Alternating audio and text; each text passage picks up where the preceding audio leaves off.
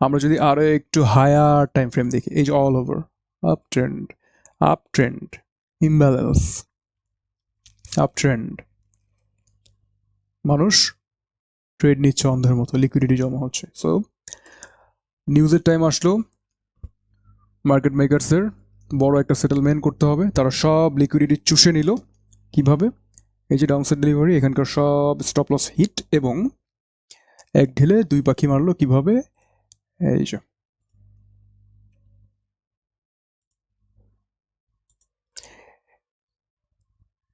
এখানে যত ইমব্যালেন্স আছে সবগুলোকে ব্যালেন্স করলো। এবং আরো একটা জিনিস, সেটা হচ্ছে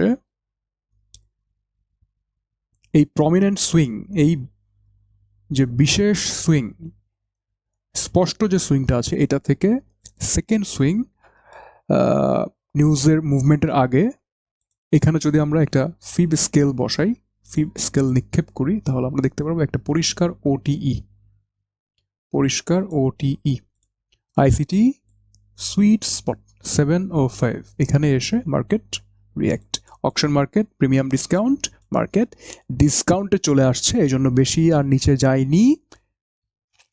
অ্যাকুমুলেশন, ম্যানিপুলেশন, ডিস্ট্রিবিউশন, এইখানে আরেকটা ওটিই, ডিস্ট্রিবিউশন, এখানে ওটিই, ওটিই, ঠিক আছে। এটা হচ্ছে সেকেন্ড ডিসপ্লেসমেন্টের ওটিই। কিভাবে মেপে দেখাই? প্রথম ডিসপ্লেসমেন্টের প্রথম সুইং বা মাথা থেকে, এটা কিন্তু সুইং, এটাকে আপনি যখন লোয়ার টাইম ফ্রেমে যাবেন, 15 মিনিট টাইম ফ্রেমে এখন আমরা আছি, 15 মিনিট থেকে 5 মিনিটস বা 1 মিনিট সেকেন্ড, এটা কিন্তু একটা বড় একটা সুইং। প্রথম সুইং থেকে দ্বিতীয় সুইং,